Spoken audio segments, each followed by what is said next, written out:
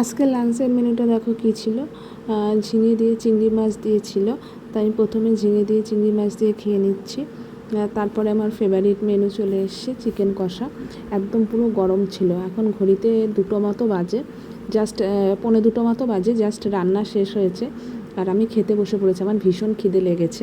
আমি বাইরে থেকে এসে মন্দির থেকে পুজো টুজো দিয়ে এসে খেতে বসে পড়েছি। আর এত গরম না, আমি পুরো ঘামিয়ে জল হয়ে গেছি।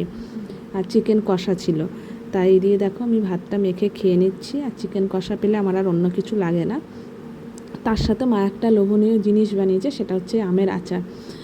দেখো দেখতে কীরকম হয়েছে অবশ্যই জানিও। খেতে তো দুর্দান্ত হয়েছে, দেখতেও সুন্দর হয়েছে। তাই দিকে দেখো আমি খেতে বসেছি। একদম ঘামিয়ে গেছি, পাখা চলছে তারপরেও আমি ঘামিয়ে গেছি।